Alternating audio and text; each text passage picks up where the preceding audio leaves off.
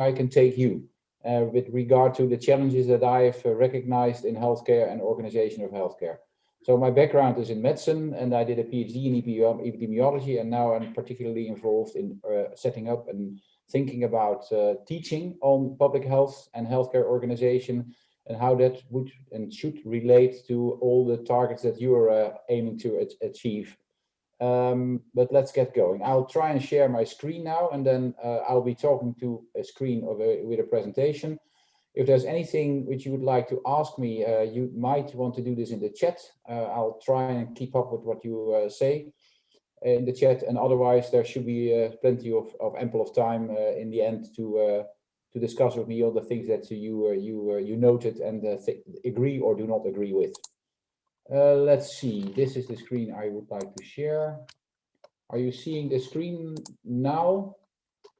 Yes. Yes. I think, let's see. This is I'm not quite sure what you are seeing, but I hope you are seeing a head of someone, a contour. Yes. Yeah? Yes. Okay. But just the shape, not the content. No, that's the way it should be. I want to continue now. So how do I move this forward? You see the next slide now? No, you don't.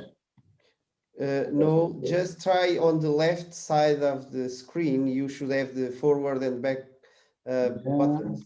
Yes. Yes, yes. Now you see it. Yes, yes. So I'll not be looking into the camera because that's on the other side of me, but that shouldn't matter. You should look at the screen, or I don't actually know whether you see me. So this is, I'm also talking on behalf of what we have named the Aletta Jacobs School of Public Health, which is an interdepartment and interfaculty institute which aims to achieve, do research for the region, and also start up educational programs, particularly on public health.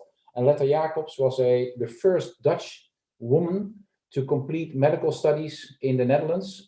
She was also an important suffrage leader. She achieved that the Dutch women were allowed to vote in the Netherlands. Which is only about 100 years ago that women are allowed to vote here. So she was a very important and also interesting figure, and she is an example, I guess, for us to live up to.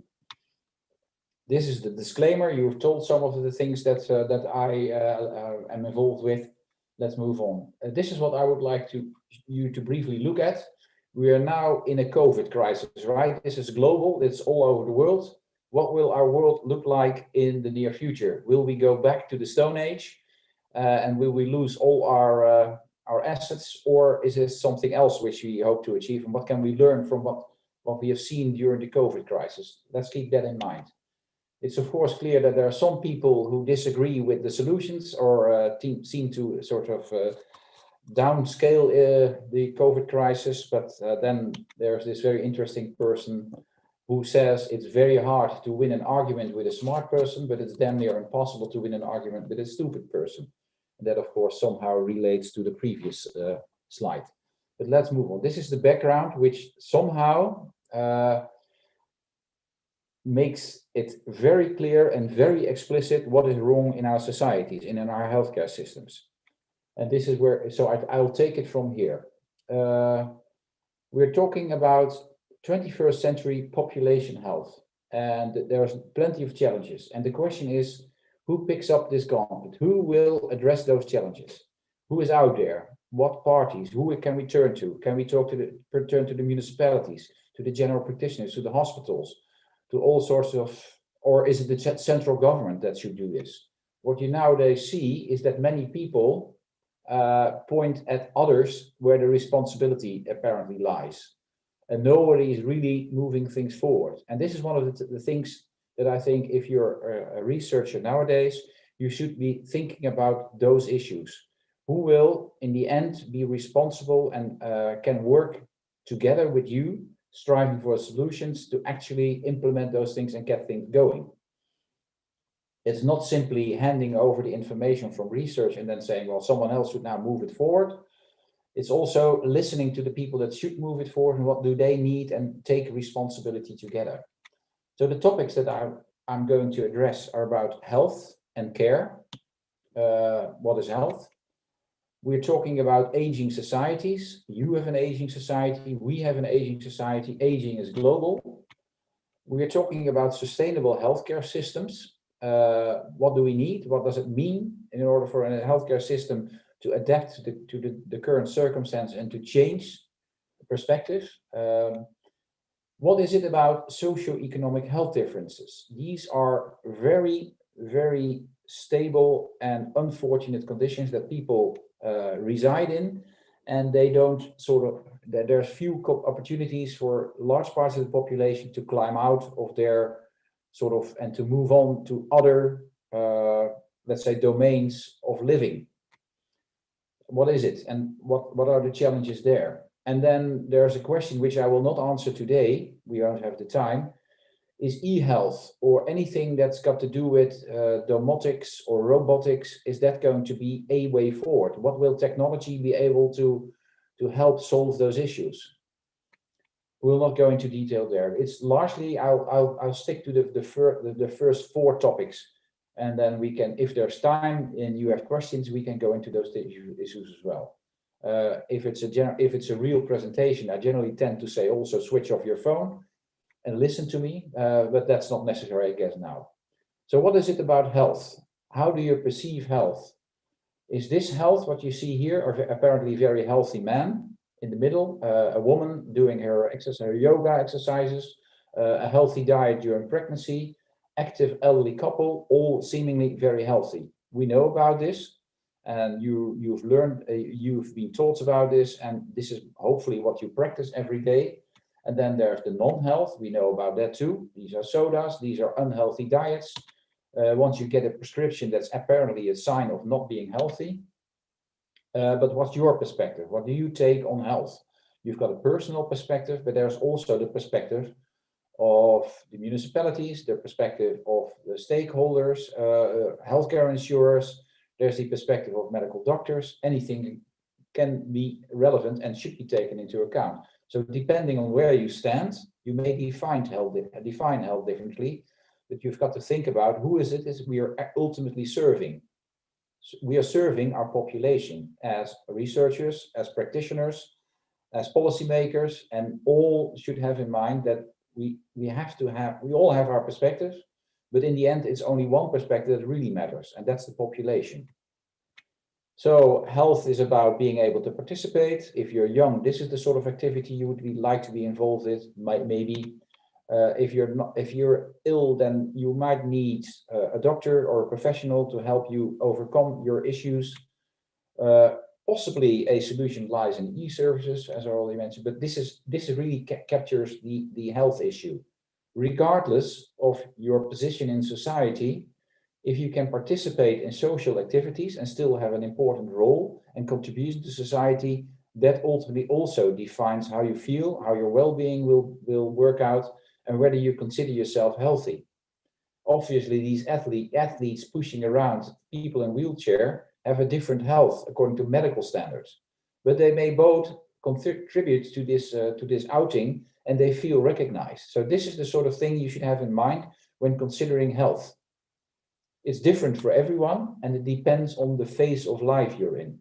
Look at these phases of life, going from a baby to adulthood to ultimately old age. It's clear that the health of these individuals is not the same, depending on their stages of life. The needs of those people at different stages of their life will differ, and of course that needs to be, so healthcare and prevention needs to be sensitive to those needs. What you typically see, this is how in mostly the Western world we have organized our healthcare, is that they're all very specialized, they're efficient, they're dedicated to certain phases of life or to certain diseases or to certain stages of disease, and they're more or less optimized according to professional standards. From the individual's perspective, from the society, you encounter all sorts of barriers, growing from one phase of life to the next, and also going from one provider to the next, be it the municipalities for social services or the healthcare institute for medical services. Whereas as an individual, you would rather not encounter any barriers. So it's not integrated, which is a major challenge for organizing health and other services efficiently, dedicated to serving the population. Particularly once you get to the old age, you'll encounter that multimorbidity is usually the case, rather than the exception, people without multimorbidity. And at some point, you'll encounter that there's mild cognitive impairment, even dementia, which is not infrequent, and people may not understand all the messages that they're presented with regarding to maintaining their health. So these are all very huge issues to take into account when thinking about healthcare. So let's thinking about the health and the life course. It already starts, of course, during pregnancy, or even a bit before, during conception, around conception. This is also the case in the Netherlands. It's a global issue. I've presented you a link, which I will not show to now because that will take too long, which is the 1,000-day issue around the first 3 years of life, which is interesting to watch. If this is the picture of the Netherlands, and the red areas are people with poor socioeconomic status, so low income, low education. And Groningen is the northern province of the Netherlands, so that's the you could say the most reddish area in the Netherlands. So we have a sort of living lab in the environment where I work, where we have huge socioeconomic health differences. This is also, so the darker green areas are the areas where children grow up in the so-called deprived areas.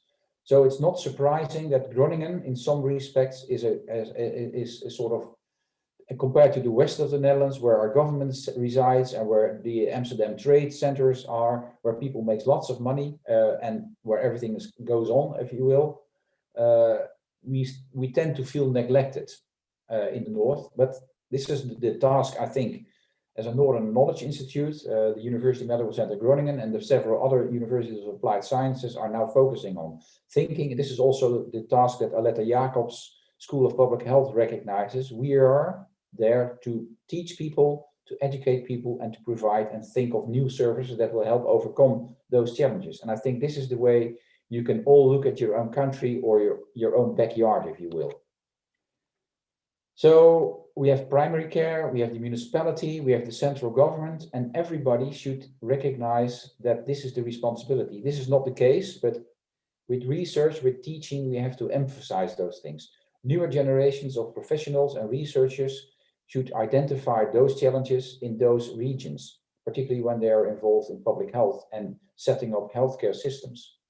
It's about education from the very start of young people, but also the education of our CEOs of the institutes and the stakeholders we have. And it's, of course, thinking about along public health. That's a very important perspective that everybody should recognize. And e-health we'll skip. And then, of course, for the youth, there's this sort of challenges they have to face and overcome. I think about my teenage and early student age daughter and son, and I recognize that this is one of the challenges they are facing, and I'm hoping to guide them to the next step in their life. I'm sure you will recognize this as well. For about the next generation, people of working age, people of middle age, they are caring for their children, and in the meantime, they're also caring for their parents. This is informal caregiving. We've got a fourth industrial revolution, which sort of stresses their livelihood. I'm sure this is also the case in Portugal and internationally. There's income uncertainty, there's flexible contracts, and of course, this caring for different generations is a major task. Also a very interesting YouTube film on that. What can we do? But it's an issue, and you've got to think about issues like childcare, daycare, and about informal caregiving, and how this is organized, and all sort of puts a burden on our societies. I'll go back to that later. And then, of course, the phase of old age. It's clear that as you age, multiple chronic conditions occur. This is the accumulation of damage to the organism, if you will. In the meantime, supply of services is not necessarily increasing. It doesn't keep up with the aging society and the increasing needs for healthcare. So this is also, who are we going to turn to? Is this going to be the children or the spouses? What about informal caregiving? Can we really assure that informal care will be sufficient and be of sufficient quality to provide us with the needs of the elderly people. Again, an interesting YouTube film. You'll get the slide set afterwards, so you can look up those quite interesting and informative few films. Is this again something we can solve in primary care or with the municipality, the social services? Anything which you can think of which is available in your environment, you should be recognizing. And are they working together to solve and tackle those issues? It's a public health challenge, no doubt. E-health. What we have seen in the Netherlands is that in 2015, we had these sort of residential places with lots of formal care involved, and the budget of healthcare was at that time considered too high. These houses were mostly residential were then closed. So a part of the let's say informal care within those communities and the care that was easily made available from the formal caregiving in those housings environments was sort of abolished all of a sudden. What we now see that there's a huge number of elderly still living in their own homes, trying to cope themselves with their spouses and with their informal caregivers. And at some point they fall ill. It becomes too much, and we don't have enough nursing home capacity. So what happens that at some point the GP nearing the weekend says, this can no longer be dealt with at home. We don't have anything in between. We send people to hospital. They are blocking the beds. With COVID, this is especially pressing, of course. You will recognize the issue. And maybe this is also something which you will recognize from your own setting. We need this type of thinking. You've seen this example maybe 1 or 2 times before. This is John Snow, a famous London general practitioner who during the 1854 cholera outbreak, one of the last large epidemics in London, was puzzled. What is going on? Why do people get ill and die in such high numbers? What he did was very clever. This was his disruptive thinking. The black dots you see on the map is the number of individuals dying in a certain household. So these are addresses with the number of individuals dying in those houses. And what you see on the map of London, this is Soho, right in the center of London. There's higher numbers of individuals dying in certain clusters. So we started to puzzle and think this over, and he said the only thing that these people have in common, and what they do not have in common with the surrounding areas, is that they go to a certain water pump, the so-called Broad Street pump, where they get their water. They didn't have piping and sewage system in those days. They all took water from this particular pump in this particular area. And he said, this is maybe the source. And they didn't know about bacteria in those days. This was before Pasteur and all the others that discovered and others that discovered bacteria as a source of disease and infectious diseases. So he had to go to all places of central government, municipality to get this, and of course the water company, like our current day food industry, they are having a stake in water supply. They made money on this water, just as our food companies nowadays have.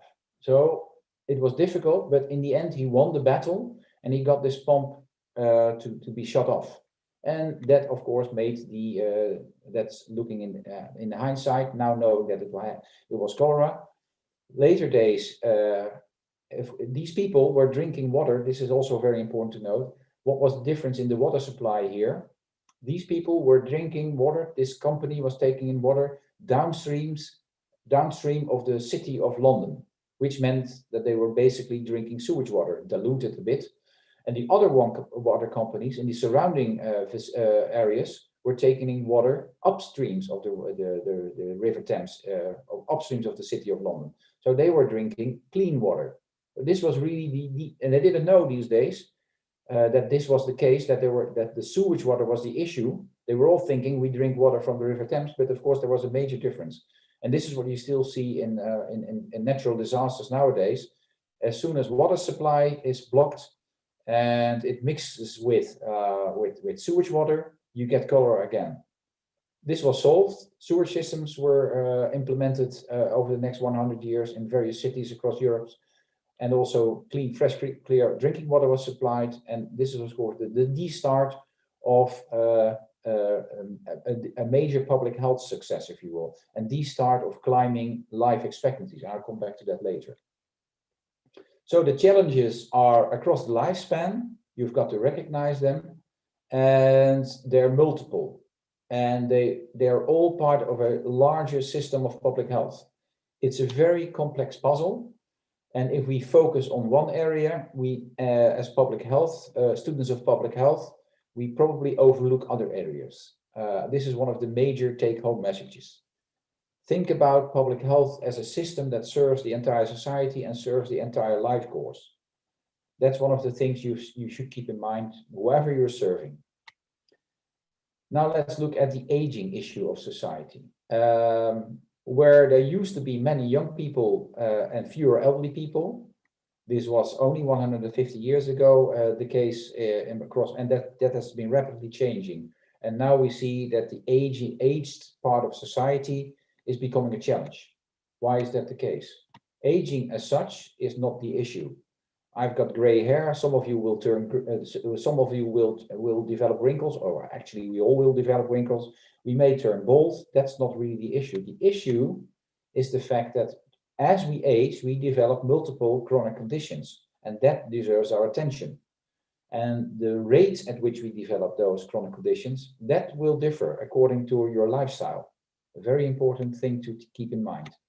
So the challenge over this century is that from the mid of the last century, the 20th century, we have seen that the population was still such that there were many young people able to support the elderly generation.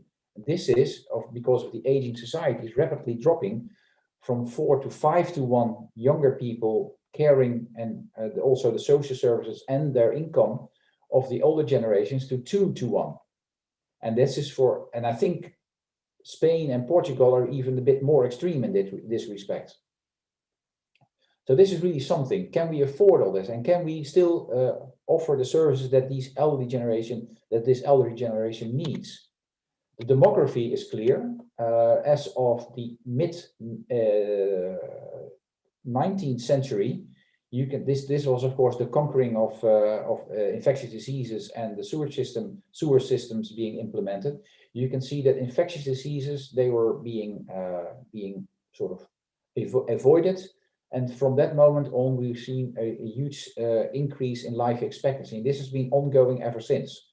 About 2 years increase in life expectancy per decade, which is of course tremendous and a great news. But what we nowadays see is, particularly at the advanced ages, we're adding years to life. And in the meantime, we have also seen a major sort of revolution in fertility. As we have become more affluent, as we've been able to manage our fertility issues, you can see that the fertility rates have been dropping to below replacement. So every couple nowadays, mostly in Western societies, tends to get, at least in the Netherlands, fewer than 2 children, which means that in the end, our populations will be shrinking, which adds to the challenge of the demographic change. So where it used to be a pyramid, this is a pyramid which is at 90 degrees angle. It's men and women separately.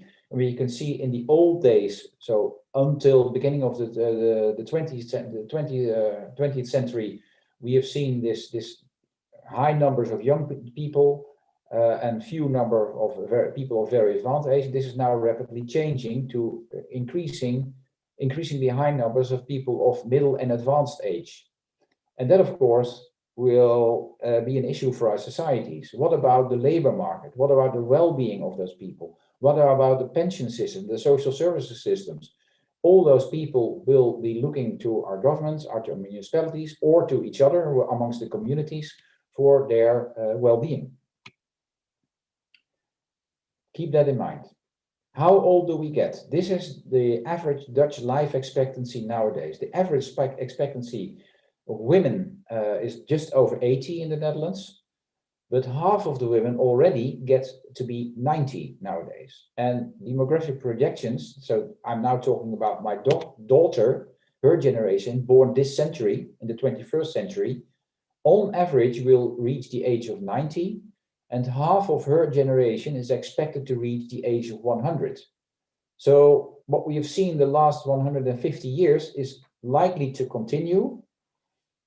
And some of you, students, will be in this generation. You and your friends, your neighbors may reach the ages of 100.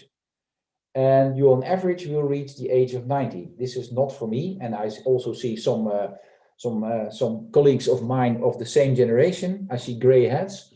So it's not for us, but our children and our grandchildren will be in this picture. We'll actually have to accommodate this change in our demographics. How did we come to age? This is a slide by Jim Vopel. He looked into the causes of increasing life expectancy. And of course, this was in the 19th century. This was the conquering of infectious diseases and introduction of hygiene, mostly sewage systems, so clean drinking water. And that made child mortality, early age mortality, losing a lot of life years, drop tremendously. This has been ongoing, and then at some point, halfway the 20th century, we see that this is completed. We've introduced our vaccination schemes. We are mostly everywhere around the countries. We'll see in Western societies that there's clean drinking water and sewage systems. And then we see modern medicine come in. And this is what we see nowadays. We are adding and avoiding deaths from chronic diseases such as diabetes, coronary artery disease, and cancer have turned into chronic diseases. We are able to manage those diseases, and we are adding life to those years. So it's no longer fatal non-communicable diseases we are conquering, and this is what we have achieved with our modern day medicine. But it all started with public health, and we need to connect those things, if you will. So public health together with modern medicine, how can we make the most of it? Because we are spending the vast majority of our healthcare and prevention our budgets on health in those last decades of life. It's about medication, it's about introducing modern technology to, for instance, you'll know about those stenting and the ballooning of the coronary arteries and imaging techniques and radiotherapy and whatnot, but it's a challenge. These are the areas where the earthquakes occur. And I show you this picture because you're in the danger zone, apparently, for the next tsunami. And this is actually true for most of the world. You'll see some of those places where tsunamis have occurred, and they might occur again, but there's another tsunami. And this has got to do with the increasing life expectancy. So the dark green areas are areas with high life expectancy. So these are the places that are favorable, that they all have favorable conditions, and people reach old age on average. This is the fertility rates in the meantime in those areas. The lighter blue areas are low fertility rates, below 2. So in terms of aging, these are tsunami areas. The aging issue is really a major challenge for the next decades, for this century, the 21st century. What does this mean for our societies? Can we afford all this?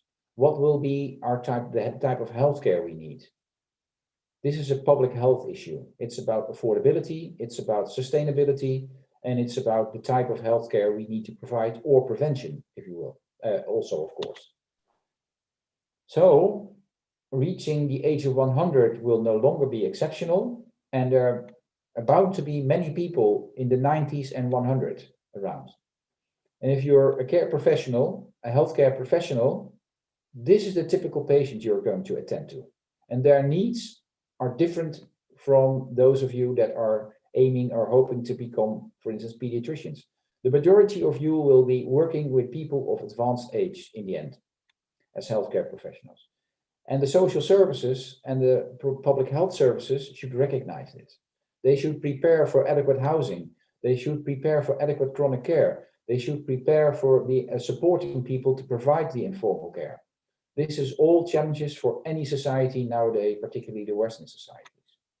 So this is no longer exceptional. 5 generations looking at the youngest generation. It's a great achievement, right? Really. This is what we have achieved over the 150 years or so. Public health and modern medicine. But it's a thing in society. Thinking about shoppers nowadays, well, this is of course no longer possible during COVID, but hopefully as we get our vaccinations, somewhere at the end of next year, we'll be able to go shopping again. But the typical shopper will more likely look like this. Things are going to change. Keep it in mind. And dogma has it that the aged society is not the most challenging or the most attractive society, but it's going to be there. This is our outlook. We'll be part of it. And it's a global issue, particularly in the Western societies, but it's going to happen everywhere around the globe, also in Africa. So what does this mean? This is the number of years that people are, this is a couple of years old, the number of years that people are expected to live beyond their so-called pension age, which was a sort of age where people are allowed to go to retire. And of course, that depends on your local system. In France, people also are getting old and their pension age was quite young. So they've got to care for those people and carry the financial burden also. It's not necessarily burden, it's a pension system.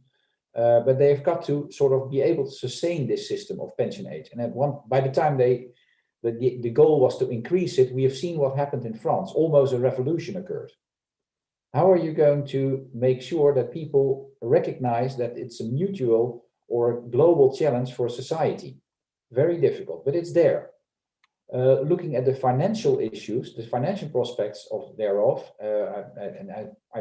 I'm not sure how you compare to Spain, but the financial crisis we had end of 2010, 2008, 2009, compared to the aging challenge and the amount of resources it would take, it looks like this is dwarfed. It's the aging challenge in terms of financial challenges is much higher than the short-term financial crisis. And of course, with COVID, it's an entirely new situation. This is also directly leading to a next economic crisis, but this will only make things more explicit and more challenging.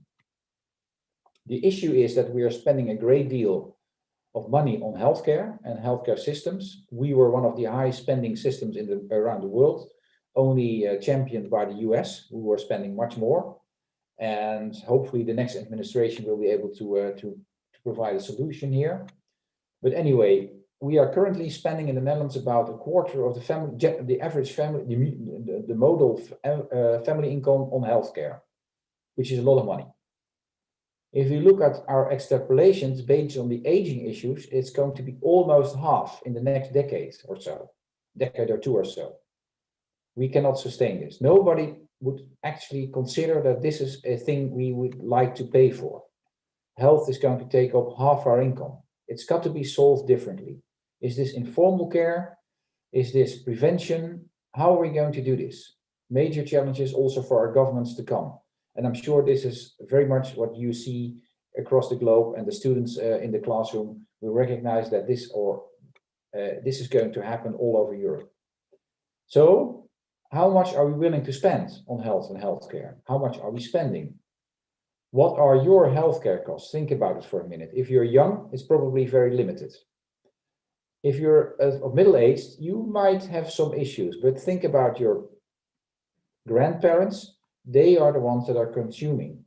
They are the ones that need, and we think we all probably recognize that they are entitled to. We've got the services, we've got the system, but it's an issue. Can we afford it? And can we have sufficient people in the labor force to provide all those services? Or do we have to think of new systems? And there the e-health discussion comes in. So it's clear that spending on healthcare is being increasing around the globe. This is the percentages of health of grand domestic product, so that the income of countries that is spent on healthcare. It's clear that this is going to be too costly for many countries in the end.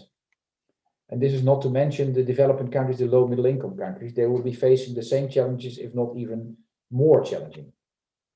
Life expectancy at birth of those same countries, you can see that's around 80, and the highest spending country, the US, is not a good example. Their average life expectancy compared to many other Western countries is poor, even though they are spending the highest. So this is not a good return on investment, you could say. Infant mortality, same thing.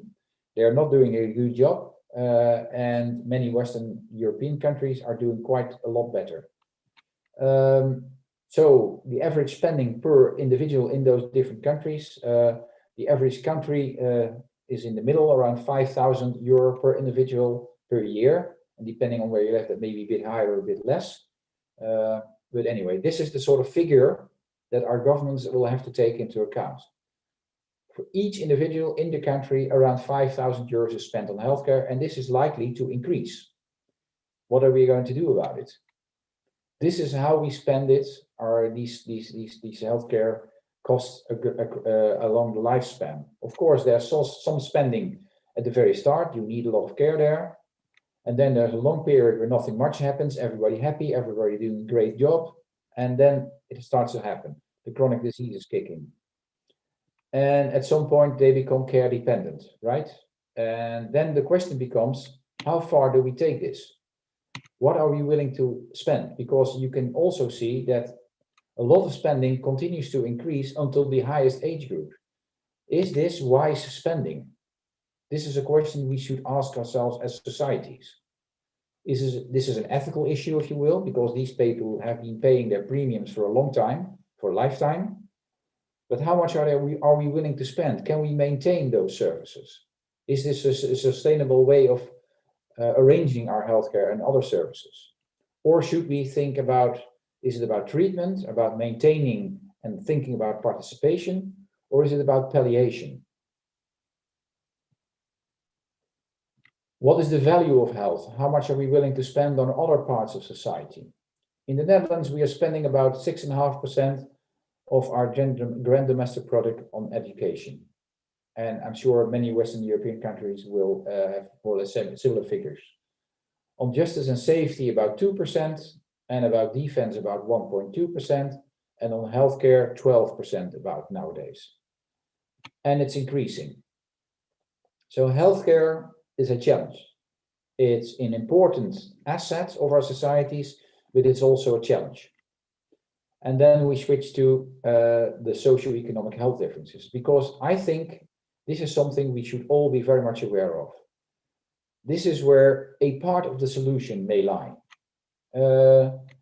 This is a picture which is designed a couple of years ago. This is based on a report from our National Healthcare Institute.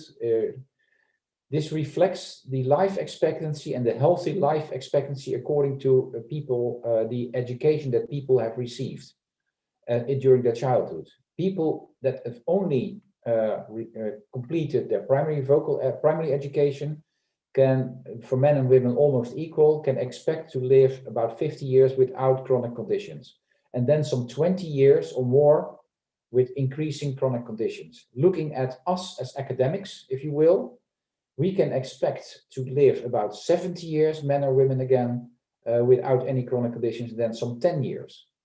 What does this mean? This is the socio-economic health gap.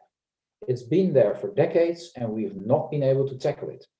Why do these differences occur, and are they so stable and so difficult to tackle? This is one of the challenges I think you should be aware of as public health, students of public health and healthcare systems. So there's huge potential in a way, because this is not a genetic trait. This is not something that people, let's say, choose to live their life like this. This is something that happens to people because of the place they're born, the family they're born in, the community they're born in. It's very difficult for these people to escape their life courses on the athletic track, if you will. So if we think about what are the underlying societal issues that determine those life courses, these are the major public health challenges. And if we would all be able to live like the academic, then of course the costs of healthcare and the amount of care that would be needed is considerably lower than what we are now having to serve. So in prevention, there's huge potential. The differences in life expectancy is around 7 years, and the differences in healthy life expectancy is around 12 years. And this is going to increase because of the COVID crisis, for instance. Those that are already well off will keep on living their lives as they have been. And those that are on the, let's say, on the lower side of our societies, they are really taking the blows. And they will do worse in the next decades. Very important to be aware of. So what are the diseases we are facing? That's still, of course, mostly the non-communicable diseases like coronary artery disease, COPD, and whatnot. The mass killers of today. We all know you're familiar with those pictures, so I'll not go into detail. Diabetes, cancer, and whatnot. And this is going to be there like this for the next, for this century, basically. It's not, we have COVID nowadays, but compared to the other chronic conditions we have, that's going to be a short spike on the mortality and a limited fall in life expectancy. Maybe we might not even be able to notice it in the end over a decade with regard to life expectancy and mortality, because the other mortality associated with chronic diseases and postponed care for the chronic conditions, what we now see during COVID crisis, is going to surpass that spike probably. So who is frail in our societies? It's obviously that this infant is frail. It needs a lot of attention, born prematurely. This couple is also frail. What are the needs of those individuals? It's clear that their needs are very different and their perspectives are very different. What are we willing to offer those people, and how much are we willing to spend on those and this type of life? And it's of course also clear that there's also another part of our society who also may be considered frail. And they also are they're around, and we need to take their needs into account as well. The chronic care that these people need. But, and now we have it again, the socioeconomic health differences, this couple is also frail. Their offspring is also frail, because their perspectives regard to longevity and long-term health are of course the opposite of a good lifestyle and prevention. So, do they understand what is happening to them? Is this something they willingly and consciously choose to live a life like this? Not likely. And this is, of course, exaggerated, but this is the sort of people we encounter in those dark red areas in the northeastern part of the Netherlands. This is the sort of communities we see there. And I'm sure you will recognize that in your home countries, as international students, there's also areas where this happens. And these people are facing a life expectancy that might be worse than their parents, because they are eating the wrong stuff, they're smoking, they're not exercising, their jobs are are being jeopardized. It's all happening around us nowadays. A sobering picture. A lot of our chronic conditions is associated with lifestyle, smoking, sedentary lifestyle, and whatnot. So a major part of our coronary artery disease and stroke is associated with poor lifestyle. This is also true for cancer, or almost 40% is attributable to lifestyle issues. And this is also true for dementia, where a considerable portion is attributable to lifestyle issues. So prevention has a huge potential. We also know that by now that about 1 in 5 men will develop dementia, about 1 in 3 women will develop dementia. So it's all very sobering, I would say, and a major challenge. And it's our jobs as students of public health to convince our governments that this is something they cannot look away from. It's there, and it's in all aspects of our society. It's the type of houses we need. It's in the type of services we need to develop. It's in the type of support we need to offer our citizens to be able to really provide the care for as informal caregivers. This is looking at the Netherlands again. The lighter areas are areas where the life expectancy is less. And of course, you can see in the West, where people do well, are wealthy and well off, there the life expectancy is high. And in our area, the north part of the Netherlands, it's considerably lower. This is true for healthy life expectancy, which is also worse. This is, so mortality is higher in those areas. The mortality due to cancer is higher. The mortality due to coronary artery disease is higher. The mortality due to COPD is higher. Mortality due to dementia is higher. It's a very sobering picture. Our policymakers, national policymakers, reside in the yellow area of the Netherlands, where everything is going well. Do they recognize the needs of those areas at the border areas in our country? And this is, again, this is the Netherlands, but this is happening all over the world. Do they recognize the needs of those people? How are we going to have a society that is willing to take care of other parts of our society and other regions? This is, again, the socioeconomic status, the children growing up on deprived areas, and this is what it leads to. We see excessive drinking, we see obesity, and we see smoking in those areas to surpass the averages within our country. This is the socioeconomic health differences, according to the lines of lifestyle factors.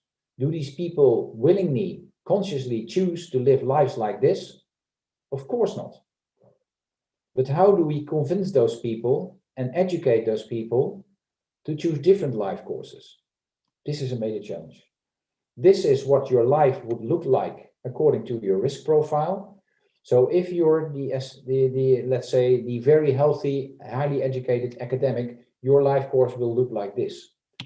If you do somewhere if your risk profile is high, and this is largely sort of inherited, if you will, not through genes, but through communities and families. If you choose to do the wrong thing in terms of lifestyle, you will see these differences. These are the 7 years of difference in life expectancy and about 12 years in increased morbidity. So it's a life course issue. How do we tackle this? This is what we see. Again, according to socioeconomic backgrounds, the lower educated, this is smoking. The dark blue line is the lower educated people. We have been successful in smoking, banning smoking. You will see a drop across the population, but it's been more explicit among the higher educated. They have heard the message. So the difference in life expectancy attributable to smoking is not going to change. The same is true for obesity. The lower educated were already more obese to begin with, and it's increasing. And it's increasing also across the higher educated, but the difference is there, and it's been there for decades, and it's not going to change. What is going on? What are we telling those people? Are we offering them with the right information? Are we educating them appropriately? Or should we do things differently? And of course, the plea is we need a different approach. Because in the end, these people are the ones that are going to need our chronic care services. They are the ones that will be in need of informal care. And are they able to offer this? And then this is one of the last slides. What is it about with wealth? If you're born in a wealthy family, it tends to be that our systems are organized such that wealth sticks to within the family. It's inherited. So take a minute to read this picture and you will understand. Everybody, I think, is familiar with the board game of Monopoly. And I'm sure I see already some people laughing that they will recognize that this is a rigged game we are entering. So the challenges of the gauntlet. Who is going to pick up this gauntlet? It's about aging, it's about socioeconomic health differences, and it's about the costs of healthcare and the sustainability thereof. The concept of blue zones you may have heard about. These are places around the globe where things happen to be such that people are 10 times more likely to reach the age of 100 than most of us. And why is this the case? They move naturally, so these are people currently 100, right? This is not the next generation, their children and their grandchildren who have moved away from those places and were looking for all the exciting things of our modern societies will have a drop in life expectancy. But those people, they were living there all their life. They had jobs that were mostly pastoral, so they were herders, they were working on their gardens, they were doing the washes themselves, they were doing their groceries on foot, and having their own gardens to grow their own crops. They were part of a limited, small community taking care of each other, and they were not eating too much red meat. That's actually all they have in common. So think back of Jon Snow. Is this something we can learn from? What are we telling our societies? The solution seemingly so very simple, but how are we going to make sure that this is happening in our societies? And of course, we have to stick away from smoking and from too much drinks. And these people in those communities, they do not spend much on healthcare. Be aware of that also. So what are your plans for our society? They look for a straight line up. We can do all the things, we can do our trials, we can do our all sorts of studies, but it's going to be difficult, and there are going to be managerial challenges because all those aspects of our society are interconnected. Taxes or clear information on the food packages. Is this going to happen in the next couple of years? This is the sort of thing we need. Who will pick up the gauntlet? It's a challenge for all our policymakers, and it's a challenge for our societies. It's a challenge for our educational system. What are we teaching and telling our young children about what a good life can and should look like? It looks like demagogy, right? It looks like we are telling people. But in the end, we are also telling them nowadays about the challenges of COVID. We are telling them that they should get their vaccine. We are telling them to stay home. And nobody really sort of disagrees with it. There are some exceptions, of course, but everybody agrees that a way forward to get out of the COVID crisis is to stick to the rules. And this is also true for all the other non-communicable disease challenges and all the healthcare and informal care challenges that lie ahead of us. We should have governments and policymakers and researchers to recognize this and point out that this is all connected. So this is the perspective of our societies. I think these are the challenges that lie ahead of our young generation of researchers and policymakers. They're going to have to tackle those issues, and I'm trying to make you aware of this by telling this type of giving this type of presentation and writing something every now and then about it. I had an interesting newspaper article this weekend in Dutch, not very accessible for you, but that also captures what I've been trying to bring across. So, do we need superheroes to save our societies? They are not around. They're not there. You are the superheroes, if you are. We have got to think about what pump are we going to disable in our societies in order to overcome those challenges. Are we going to ban tobacco? Are we going to make sure that tobacco is gotten rid of? Are we going to get rid of our couch potatoes? Are we going to have sugar taxes? Are we going to have legislation and taxes implemented? This is natural central government issues, right? Are we going to sort of revolutionize our educational systems? Healthy school diets, healthy school meals, sports education and whatnot. This is what they do in some Scandinavian countries, and they've been very successful. So these are the examples we should look for. Are we actually building inclusive societies like the Blue Zones have had for all of their life? These are the heroes, our professionals. They're willing to offer those services. They're there. The instruments are there. We should have different perspectives and different outlooks and should help these people achieve the goals that we all are so aware of. This is me and my father. I was an informal caregiver. He passed away this year. I was living in Groningen. My father lived near Rotterdam, which is not that far away. It's about a 2.5 hour drive. But I felt it like a really, really big challenge, even though seemingly we in the Netherlands have a very good healthcare system.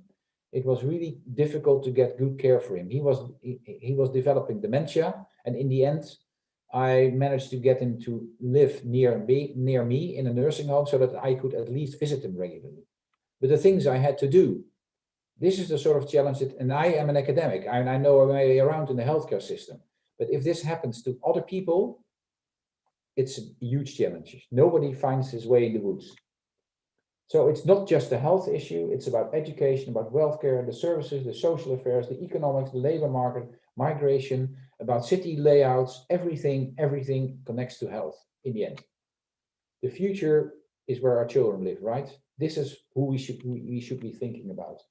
So public health is about medical models, it's about external factors, drinking water and whatnot. And the individual health is determined by many things, but it's also determining how our societies will remain sustainable. There's no single intervention that will ever offer the solution. There's no short-term horizon. It's going to be a difficult challenge also for our researchers and our professional communities. But think about Eleanor Roosevelt. She persisted, she maintains, and she passed the Human Rights Bill.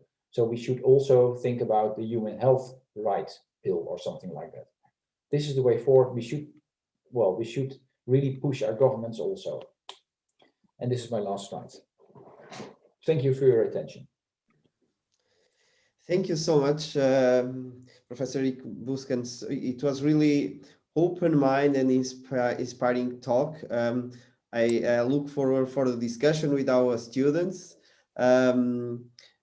It's really on the spot because many of our students are doing fundamental research. Others are clinicians and practitioners. But anyway, it's really, really important to make the bridge between the fundamental questions that are real, care cases that they face with I would say the global perspective of population aging and public health. So many thanks. I also appreciate it a lot.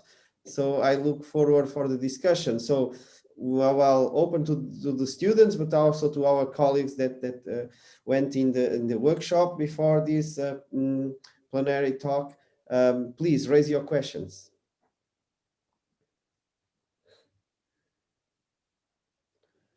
Too shy students? Too shy. So I'll ask you a question. You're all involved in fundamental research, I understood from the start, which means that your aim would be to tackle a certain disease or a certain trait, and that of course would add to the health and well-being of individuals. And of course that always will remain important. Innovation in health and healthcare services will also come from you. But in the end, you're part of an entire system, and you should be able to explain your efforts and put them in the right perspective with regard to those societal challenges. Your invention or innovation may help solve part of the challenge and help solve part of the issue. It might be an important step forward, but in the end, you're just a small piece of the puzzle, what you are tackling. And together with your colleagues, from public health, we've got to think about a sustainable system. And this is why I turned away from your basic interest, maybe, but in order to make you aware of where it is that you should fit in, and that you will have to explain your efforts and your innovations in this context. And so please ask any question or reflect on it, what it is that you take home from this. Well, I would like to challenge Alejandro, because Alejandro raised in the last workshop a question about, I would say, the responsibility of the states in providing care to people. So Alejandro, after listening Professor Buskens, would you rephrase your question, or do you stick to the same, I would say, issue? Actually, you gave the example of Mexico, but I thought it was interesting. Like I stick to my statement, but I still want to ask, because when you compare these systems like the Netherlands or some other European countries, and even Latin American or developing countries, you see this very big disparity, like the life expectancy changes, the fertility changes. So it's very, very different. So how, like all the things that you said about the Netherlands, how do you place them in the world? Like you're, I mean, I'm very, like, this is a bold statement that you are kind of advanced in that way, But Yeah. do you expect this is going to help the other countries when they reach there? Yes. Or I don't know. So in a way, we will. We are an example in the terms of what is the burden of disease that we face nowadays, and what's our population looking like with regard to aging, and the amount of, let's say, the labor market that may be different in countries that are less wealthy and affluent. But if this is going to, let's hope that you will all improve for the better in terms of better distribution of wealth and better access to healthcare. What you will see is that you will also very likely go see a drop in fertility rates, and that aging is going to increase also.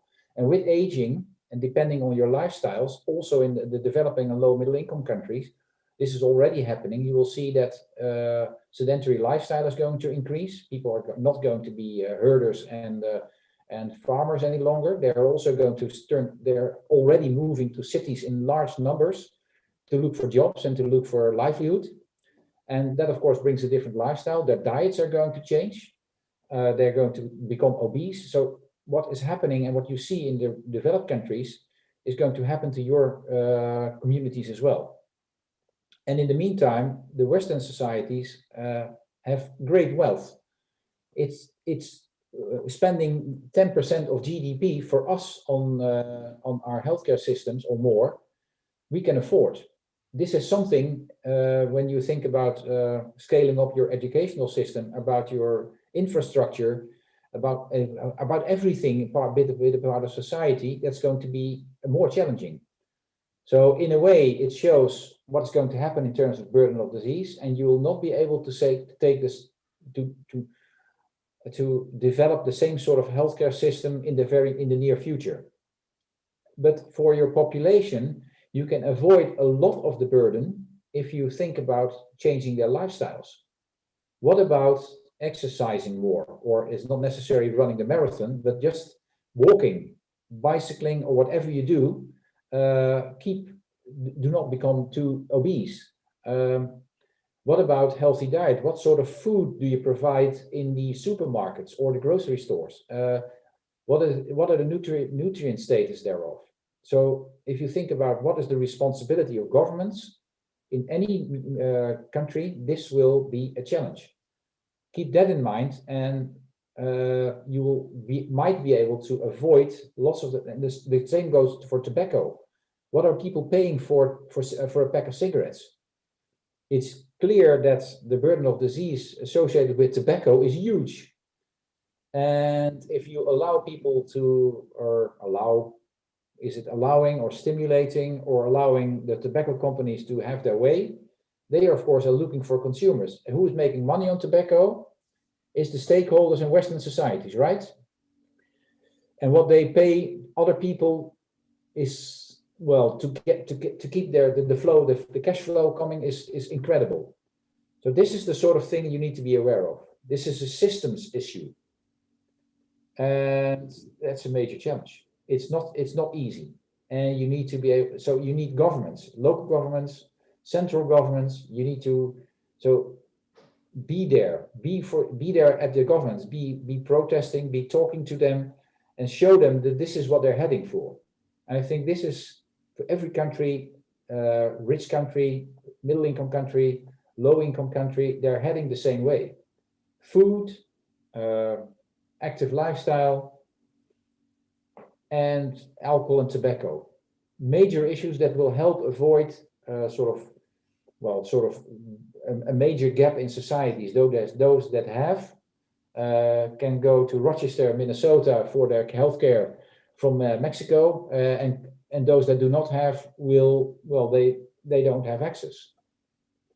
And another follow-up there, when you compare with like another developed country like the States, and then do you see the same things like more education correlates with more, with better health outcomes?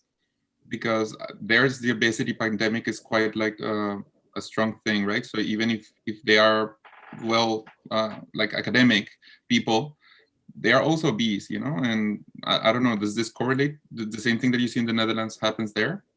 You're talking about the United States of America, right? Yeah. Yes.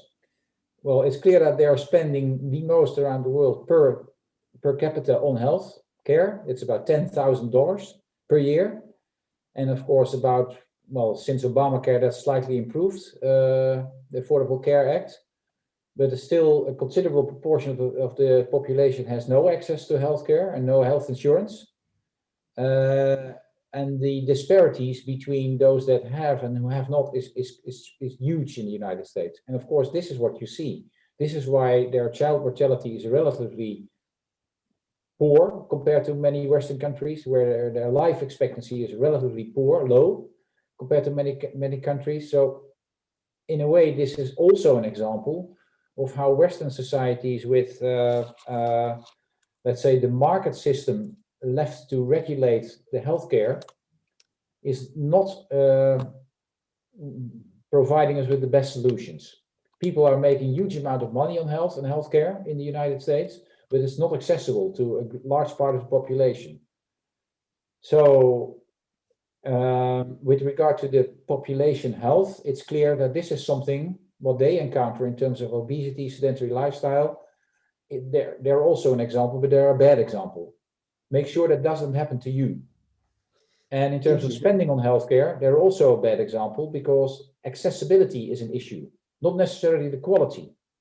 The differences in life expectancy in the United States are, of course, as big or if not bigger than they are in the Netherlands. From the higher educated, well-to-do people to the people, so yeah, the so-called white Taylor trash. So people, well, let's say it's people voting Trump, a major part of that population will be at the lower end of society. And of course, how are you going to convince people that things can be improved, but not in the way that they are currently presented by this administration? That's a political statement, I know. So, Thank you. other questions you may Yeah, have? Yeah, I have a question. Yes, Karen, please. Very much for your presentation. It was very, very impactful. And just thinking about how do we, it's about sustainability. How do we ensure that in the future? I mean, I realize that we need to involve different strategists, different strategies of policymakers, but for those who are even educated or sort of have a great lifestyle, how do we ensure that they maintain their good lifestyle during the life course? Yeah. Is it taxes or is it even well, taxes may help if you make clear that there's that's foodstuff or nutrients that are considered healthy. So let's say the fresh vegetables and fruit, is that taxes on those products are lower, and that taxes on red meat and fatty products, salty products, sweetened products, sugar sweetened products are increased. Then the message is clear. You could also have clear messages on the packaging, like you have messages on the packets of cigarettes. This is unhealthy. But of course, the effect of tobacco smoking is much worse than eating something sweet and salty every now and then. But it could also be made clear on the packaging that there's something you might want to avoid in the supermarket. Now the supermarkets are geared to serving their stakeholders, which is making money. And this all works all the way back into the food chain. People that are producing this food stuff are not necessarily working in the same area. They may be working in low middle income countries that are pressured to cut down woods and to have cattle grow meat and whatnot, or stuff to feed the cattle again. So it's it's a huge challenge. It's for countries. It's how do you manage population health? That can be through taxation, that can be through to education. What are we offering our youngest generations in terms of educational and awareness about exercise, about food, or do we leave it to the communities and the families? This doesn't work for a major part of society. The highly educated people may be able to convince their children and show their children a good way forward, but that doesn't happen in all communities. So educational system is one of the things. How do we commute? What do you think about cars, about public transportation, or about other means of transportation? Should we be spending more time walking or bicycling? Think about all those things that can change in societies and that can be managed through government policies or municipal policies. Boris Johnson, who was at some point also not convinced of the crisis of COVID, he did implement bike paths in the city of London, which was a great achievement, I think. He scared away people with congestion tax from their Range Rovers and whatnot, and convinced people that public transportation and biking would not be such a bad idea. So it can be done, but it takes not just healthcare, it takes different thinking about how we also develop our cities. What do our cities look like? Are they full with parks or are they full with car parks? That's a major difference. So also think it's what you encounter in the grocery store and how you manage that and what people tend to buy. How you educate your people on what it is they ought to do, and ought is maybe too strong, but how does this become a habit? How does this become something which comes natural to you, like in the blue zones? Why can't we try and make our countries or cities blue zones? This is, commercial interests are a difficult, they are a major hurdle. And then of course there's the inclusive societies, all those things mixed together. Do we accept differences to maintain? And for the meritocratic societies we are now, with regard to it's all your own effort. If you do well in education, you get good jobs, you get good chances again for your children, or is there something else we need? So it's not simple, and it's not healthcare only.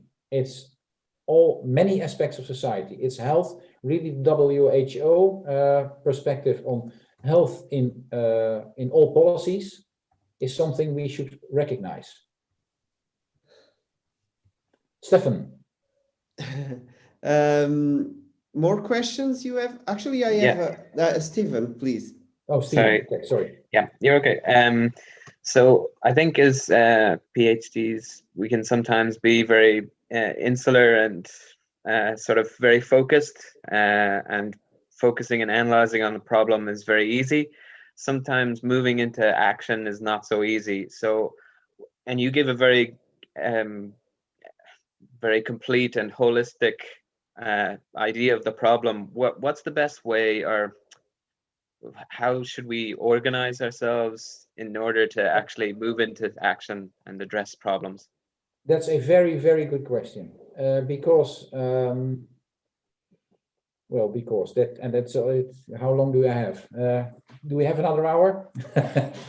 No, it's clear that you were educated and you chose an academic career to be PhDs, and of course you have to focus. And of course you have got to become students of methodology.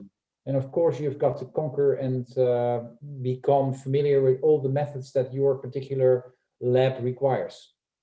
But in the meantime, if you become part of the system that only develops more expensive, more advanced healthcare, because I'm assuming that many of you working in this fundamental research area ultimately should lead to an innovation in healthcare that will allow a certain disease to be managed even better, it is going to add to an increase in cost. And I'm not saying that that's not something you should not do. Definitely, we need innovation. And definitely, if something is improved in terms of the treatment and it's worthwhile, that's a good idea.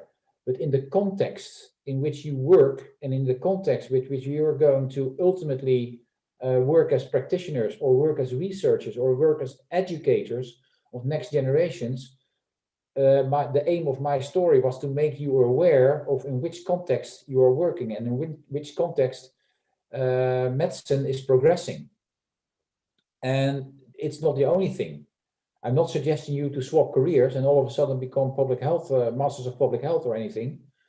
but you should be aware that the spending or the resources you require to develop your innovations that are ultimately going to have to find their way to affordable healthcare is something to take into account.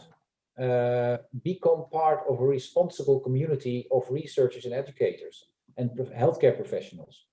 And keep in mind the needs of society at large. And then you will be competing for the same research resources, right, with the public health researchers. And it's, well, of course, I'm looking now at the Netherlands as an example. I don't know where you come from, but I'm sure that in many Western countries, the cancer research funds are very wealthy. I'm just scanning your faces. Anyway, in the Netherlands, it's one of the most wealthy public, it's a private fund actually. And they're spending a lot of care on innovation and on diagnostics and developing those things. And of course, it's a terrible disease and we want innovation. But keep in mind that about 40% of the burden attributable to the cancer is associated with lifestyle factors. Should they take responsibility and also spend part of their funds an annual? In the Netherlands, they're spending about 100 million euros per year on cancer research. How much of that should go to prevention of cancer in terms of lifestyle research? I don't know. It's a question I have. So in that context, I think you should reflect on your future position in society as PhDs and what it is that you're going to contribute. Thank you. More questions?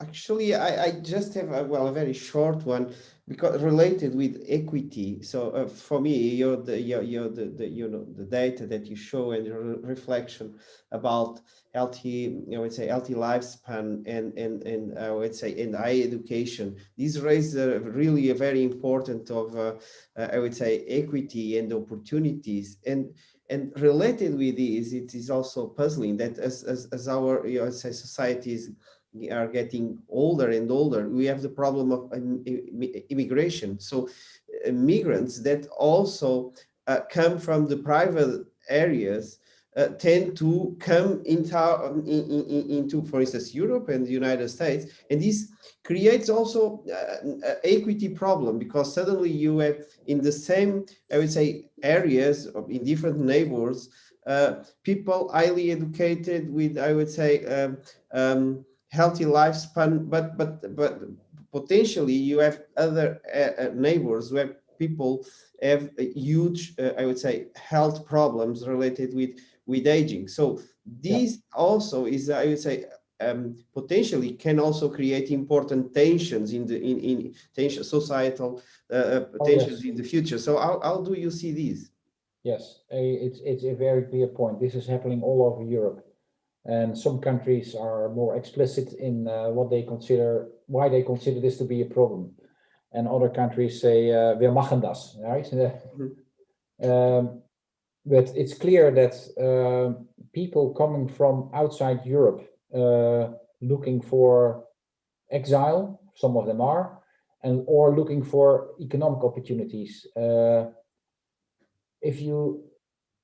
If you're already in a more less affluent, maybe more deprived situation, and you see people coming in, it's easily taken as unfair. And the link between what sort of uproar or what sort of unrest or unease that this causes in society it's very clear that it's difficult for parts of our societies to accept that this is something, well, that has been happening for centuries. Of course, you've always had people for all sorts of reasons come to the more affluent parts to become part to improve themselves. Is this a bad thing? If our systems are overwhelmed by the amount of healthcare that these people are consuming, or the houses that people are about to occupy, then of course this is something we need to regulate. So now it becomes a really difficult political issue, which you're really pointing at, because at some point, aging of our societies might be overcome partly by influx of younger people, if they're well educated, from outside of Europe. This is what Australia is really doing. They're having an immigration policy that really says that if you can add to our society and if you provide a service and have the education, you may come, otherwise you cannot. But they're an island far away, right? So they can do this. Europe is close to every other part of Central. They can come from all over the place. And how do you regulate this? And how does it stay humane? I must say that I don't have all the answers. But I do see that very inhumane issues arise. Those camps that, of course, that nobody wants. People drowning on boats or falling off boats and drowning is something nobody wants.